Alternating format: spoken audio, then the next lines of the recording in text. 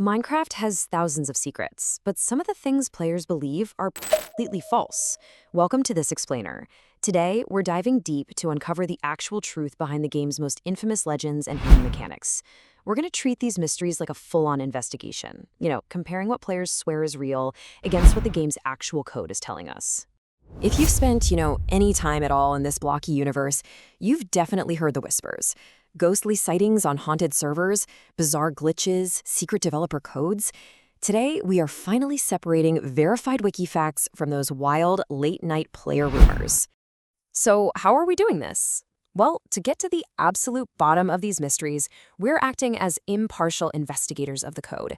We aren't just taking someone's word for it. We are cross-referencing the official Minecraft wiki and digging through historical version logs to figure out exactly what is true, what is absolutely false, and what is, surprisingly, partly true.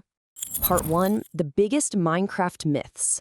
We're starting right at the tip of the iceberg with the urban legends literally every player whispers about. Let's talk about the big ones. Do Herobrine, Entity 303, and Green Steve actually exist? The sheer volume of creepy stories out there, including stuff about Noel, Bob, and Long-Legged Steve, absolutely dominates community wikis. Players commonly believe that these entities are secret, malicious additions to the game, right? Like literal ghosts in the machine that'll stalk you from the fog, randomly build weird structures, or even crash your game. It's a massive, massive part of modern Minecraft folklore. But when we actually look at the source files, the verdict here is a resounding false. Sorry to break it to you. These are simply ghost stories completely fabricated by players to scare each other. They are not actual game mechanics. There's literally zero code for Herobrine, Entity 303, or Green Steve in any official version of Minecraft. They're just creepypastas that took on a life of their own and spread like wildfire. Now, as we plunge a little deeper into the game, most players have never noticed this next secret. It turns out the actual verified Easter eggs are honestly just as wild as the made-up ghost stories. And the absolute best part? You can recreate these yourself, right now, if you know the secret passwords. Part 2, famous name tag secrets. Let's see how you can unlock some truly bizarre, coded behaviors just by renaming a mob. So, you've probably heard the claim that naming something Dinnerbone or Grum flips it completely upside down, right? Well, that is completely true, but there's a pretty quirky difference between the editions. On Java Edition, you can just toggle it in the skin customization menu, but over on Bedrock Edition, you actually have to name your account Dinnerbone or Grum, and, get this, you cannot be signed into Xbox Live for the trick to work. Kinda weird, right? Okay, then there is the legendary Rainbow Sheep. The myth goes that if you name a sheep Jeb, with an underscore, it'll yield infinite rainbow-colored wool. So what's the verdict? It's partly true. It definitely aligns with player expectations at first glance. The sheep magically changes colors right there on your screen, cycling beautifully through the whole dye spectrum. But the illusion completely shatters the second you actually shear it. Yep, it's only going to drop the original color of wool it spawned with. But wait, there's more. It is absolutely wild how renaming a Vindicator to Johnny turns it into a crazed killer that will literally attack everything in sight, from innocent agents all the way to Creakings. This true Easter egg is actually a direct nod to that famous Here's Johnny scene in the movie The Shining. Crazy.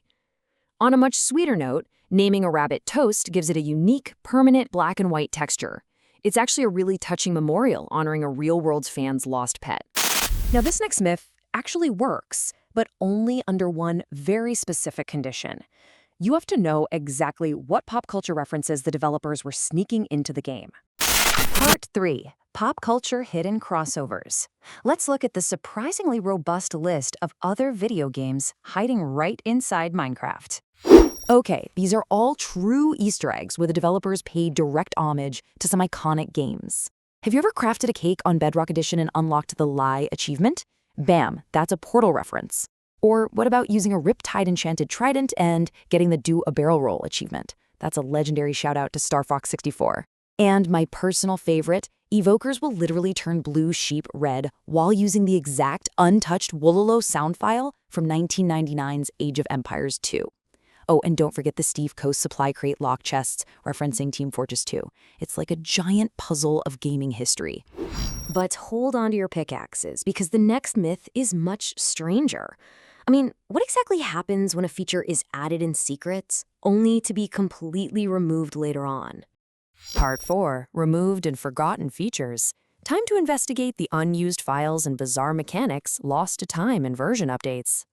So things like the super secret settings and the hostile killer bunny, those are absolutely true mechanics at one point. They were fully in the game, but have since been removed or hidden away behind commands. Just imagine exploring early in-dev versions and suddenly stumbling upon massive, randomly generated brick pyramids, or going into your options menu, clicking a button, and completely distorting your game's visual shaders. These are verified pieces of Minecraft history that, well, they just didn't survive the game's evolution. And both major editions of the game hide some seriously obscure secrets. In Java, if you ran the help command via a command block, it used to output bizarre jokes like, "Have you tried turning it off and on again?" under the name Surge Says. Meanwhile, over in Bedrock, developers confirmed a completely secret Easter egg that triggers if you just spam the same emote enough times. Literally, just dancing repeatedly unlocks a secret? All right, now we are hitting the very bottom of the iceberg, and most players have never noticed this creepy detail. We're digging into the audio files themselves. Part 5. Creepy Audio and Hidden Faces. Prepare yourselves, guys, because this verified secret sounds exactly like a made-up myth. You know Music Disc 11, right? It's that incredibly eerie, broken record you can find in the game that just plays the unsettling sounds of heavy breathing, running, and abrupt static. Well, what is really hiding inside that static noise? If you take that specific audio file and run it through a spectrogram, which, by the way, is a program that visualizes audio waves, you don't just get random static patterns. No way. Instead, the visual data literally draws out the numbers 1, 2, 4, 1, 8. And right next to it, a surprisingly creepy, jagged image of Steve's face, embedded right there inside the audio waves. So what does this all mean? Well, this terrifying audio secret is actually just a brilliant hidden visual signature by the musician Daniel Rosenfeld. Here's the math. The number 12 in hexadecimal is C. You combine that C with 418 and you get C418, the artist behind Minecraft's iconic soundtrack. It is an unbelievably clever Easter egg. It really proves that sometimes the actual game developers are so much more creative than the community's wildest urban legends. From fake ghosts haunting your single-player worlds to killer rabbits and very real spectrogram faces hiding in plain sight, the official code is absolutely packed with incredible history. I really hope this explainer empowered you with the ultimate wiki-verified knowledge of the grid. So I've got to ask, how many of these Minecraft myths did you already know?